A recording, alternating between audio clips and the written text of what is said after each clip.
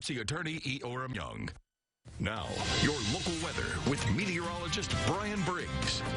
Well, good Monday morning to you. Hopefully your day and your week is off to a wonderful start. Weather-wise, though, not going to be looking so great as we head through the remainder of this week. At least, though, right now, we don't have really much going on. We have the live storm tracker Doppler radar and really not showing anything going on. And this will stay largely quiet through the day today as moisture, at least from our two tropical systems, not quite here yet, but it will start to make its effects known, at least fairly soon. So this will come from moisture from Marco here, holding at tropical storm strength, at least at this time, and the next advisory comes out fairly soon. It'll be interesting to see if it's still holding on to tropical storm strength, but notice how it's really getting close to the Florida coastline here, at least the panhandle, really not anywhere close to Louisiana. Keep in mind that the storm was slated to get tracked over that area and continues to at least expected to track over this area as we go over the next couple days, but generally speaking, it's a little bit off track. So the circulation, though, could continue to move westward here,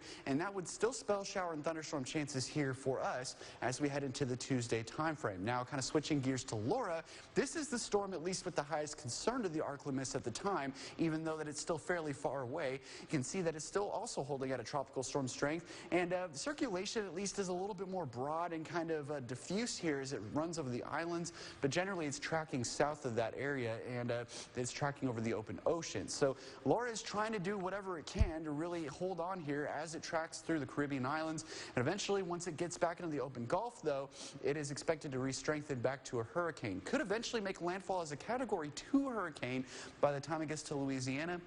And this cone here has not been changing too much, which does place the ArcLemis in that potential path as we go through the later Wednesday into Thursday time frame and continuing through much of the day Thursday, even into early Friday. So again, potential impacts, at least at this time, kind of up in the air. It's all going to determine how strong Laura can become, especially after it gets out of the islands around here. So we have to watch all of this development here over the next couple days and ultimately see how strong it is once it makes landfall here in order for us to make a real informed decision on what's going to happen. But anything's really possible at this point, considering that we could see a potential tropical storm here in the ArcLemis.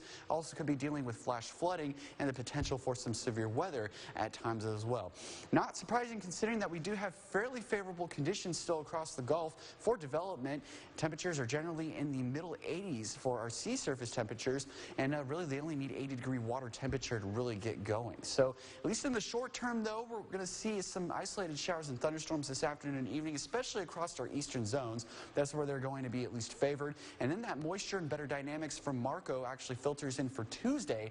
And this will set the stage for widespread showers and thunderstorms through the day and even into the nighttime on Tuesday. Now notice future tracker for Wednesday not showing too much. However, I would expect to see fairly the same conditions that we have in place for Tuesday happening on Wednesday as well. So here's kind of a possible glimpse at what we could see for rainfall totals as we head into the upcoming week. And again, this will all be determined on what exactly happens with Laura and if the heavier rain is concentrated to the west or if it could shift eastward. But anywhere we could see 2 to 6 inches of rain across the area, and so we'll see if we see that heavy rainfall. Generally, we're going to remain unsettled, though, through the end of the week and the next week.